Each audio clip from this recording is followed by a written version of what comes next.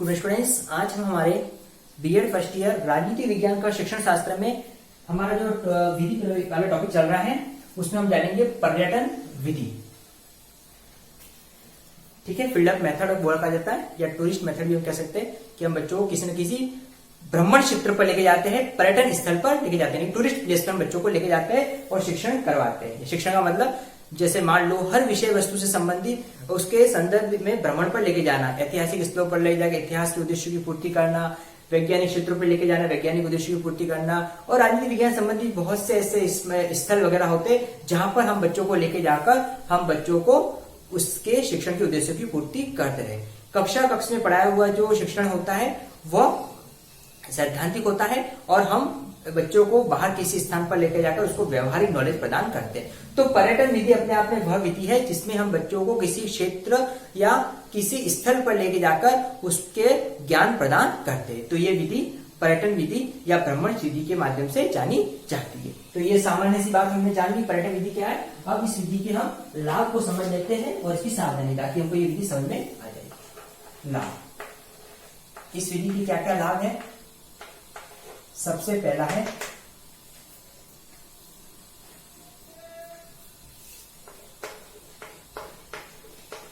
शिक्षण की निरस्ता को दूर करना। हम बच्चों को किसी न किसी भ्रमण पर लेके जाते हैं, पर्यटन पर लेके जाते हैं, तो इससे जो शिक्षण की जो निरस्ता होती है उस निरस्ता को दूर किया जाता है, बच्चों की बोरियत दूर होती है और बच्चे शिक्षण को बेहतर तौर पर समझ पाते हैं। यानी कि इससे शिक्षण की कक्षी निरस्ता है या शिक्षण की निरस्ता, इसको दूर किया जाता है। सेकेंड है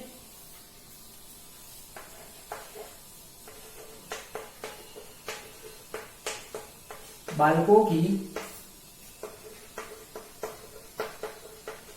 सामान्य बुद्धि का विकास। बच्चों को पर्यटन पर लेके जाना, भ्रमण पर लेके जाना, इससे क्या होता है, बच्चों के अंदर जो सामान्य बुद्धि है, ठीक है, उस सामान्य बुद्धि का विकास होता है, बच्चों के अंदर नॉलेज क्रिएट होने लगता है। इसके बाद अगला आ जाता है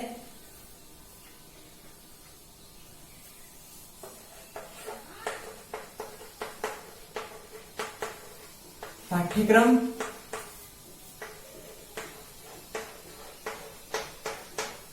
अनुभवों को समृद्ध बनाना। इस विधि के माध्यम से जो पाठ्यक्रम है, जो करिकुलम या सिलेबस जो क्रिएट किया गया है, उसके अनुभवों को समृद्ध बनाने का काम किया जाता है। यानी कि उसको एक मजबूती और समृद्धशीलता प्रदान करती है इस विधि के माध्यम से। यानी कि पाठ्यक्रम बहुत ही आकर्षक और रोचक बन जाता है। अगला है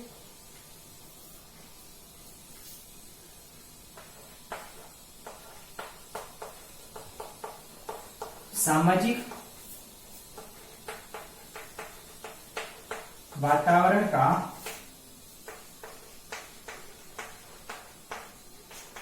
प्रत्यक्ष ज्ञान।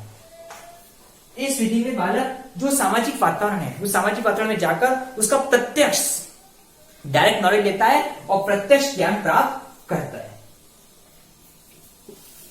इसके बाद नेक्स्ट इसकी लाभ है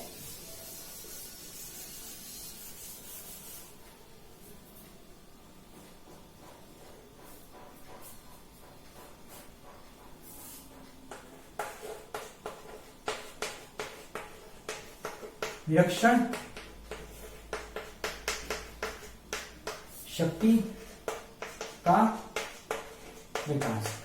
इस विधि के माध्यम से बालकों की जो निरीक्षण शक्ति है, उस निरीक्षण शक्ति का विकास होता है। बच्चे पर्यटन या भ्रमण में जाते हैं तो वहां पर कोई स्थान को देखते हैं, तो इससे इनके अंदर क्या होता है, एक निरीक्षण शक्ति का विकास होता है।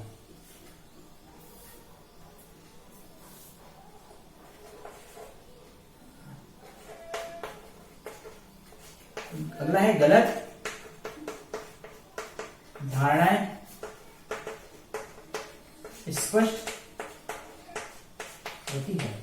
इस विधि में बच्चों के अंदर कोई गलत धारणा है, ठीक है, ऐसी धारणा जिससे वो अधूरी है या गलत है, तो ऐसी गलत धारणा स्पष्ट हो जाती है। जो चीज वास्तविकता को देखते हैं और अपने नॉलेज को स्पष्ट कर लेते हैं। और इसमें अंतिम है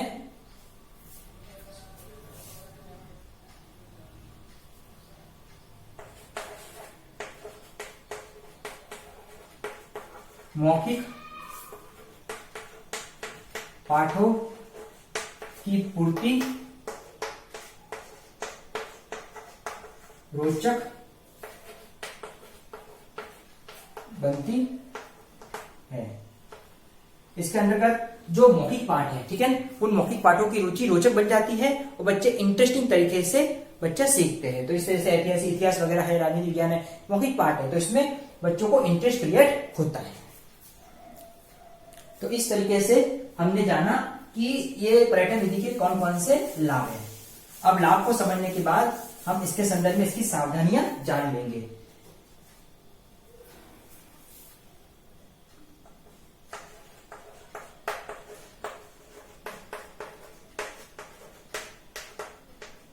ठीक है, सावधानियां यानी कि इस विधि को प्रयोग में लाने से पूर्व हमको किन किन सावधानियों का सहारा लेना पड़ेगा, सावधानी अपनानी पड़ेगी ताकि ये विधि सफलतम रूप से साबित हो सके। तो इसकी सावधानी के संदर्भ में है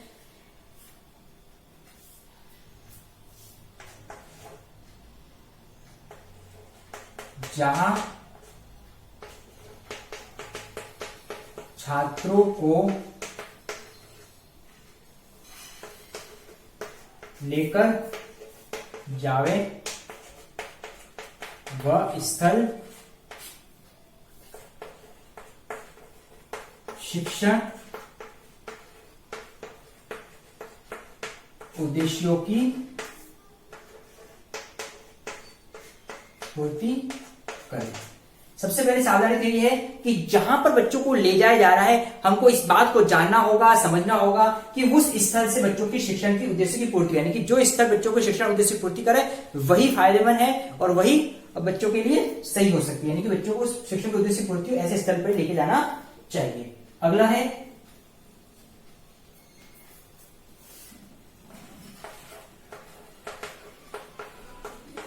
स्थानों का निर्णय। भ्रमण विधि में इस बात पर भी गौर करना होगा बच्चों को पहले कहां के ले जाने, प्लानिंग करनी होगी और प्लानिंग के द्वारा किन किन स्थानों पर लेके जाना ये पहले से एजेंडा तैयार करना होता है। तीसरा है समय निश्चित करना। बच्चों को भ्रमण पर लेके जाते हैं उसके प्लानिंग के साथ साथ अब समय निश्चित करना कि बच्चों को कब और किस तरह से लेके जाना है। समय के साथ साथ व्यय का निर्धारण, पहले से एक बजट बना देने का, व्यय बना देने का कि कितना पैसा कितना खर्चा होगा और उस प्लानिंग के हिसाब से बच्चों को भ्रमण पर लेके जाना चाहिए। अगला है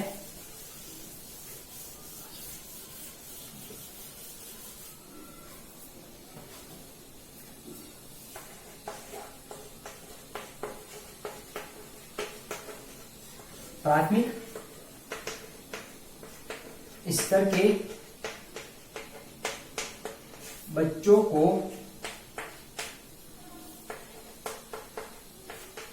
पास ही ले जाए।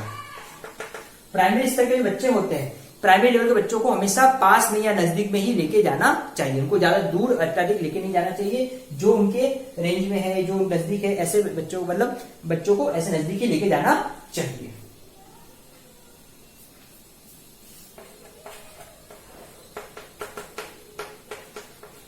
नेक्स्ट है छात्रों को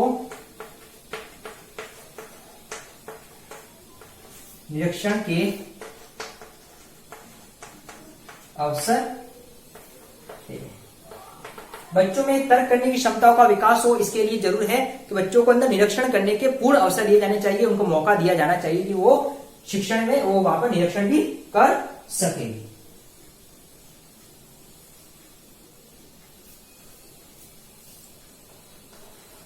अगला है भ्रमण का उचित ढंग से मूल्यांकन। बच्चों को जहां पर भी भ्रमण पर लेके जाते हैं उन भ्रमण का उचित ढंग से मूल्यांकन होना चाहिए। साथ ही साथ हम बच्चों को जिस भ्रमण पर लेके जा रहे हैं, मान लो को वो ऐसी सरकारी संस्थान है या कोई है, तो वहां उस पर्सन से, जो उसका मेन अथॉरिटी अधिकारी है, उससे पहले हमको प्लानिंग करनी होगी, उससे पहले बात करनी होगी, उससे हमको पहले परमिशन लेनी होगी। इस तरीके से आज हमने क्लास में जो भ्रमण विधि है इसके बारे में और इसके लाभ और उसकी सावधानियों को समझा। अब इससे रिगार्डिंग आज का आपका असाइनमेंट है,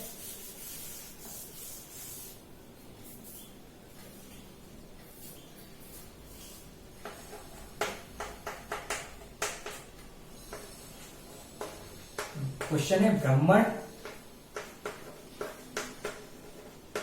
विधि या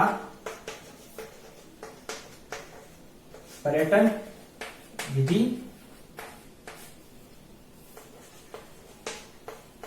क्या है?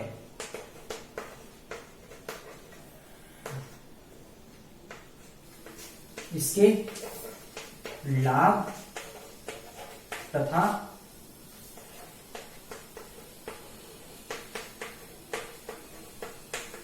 सावधानियां बताइए। तो आज हमने क्लास में जो भ्रमण विधि जाना है इसको स्पष्ट करते हुए भ्रमण या पर्यटन विधि क्या है इसको बताते हुए उसके लाभ और सावधानियां बताना है। स्टूडेंट्स, कोविड समय में हमको घर रहना, सुरक्षित रहना है, अपने परिवार के स्वास्थ्य का ध्यान रखना और उसके बचाव के जो भी उपाय है इसके लिए कड़ी से इसका पालन करना है। Thank you.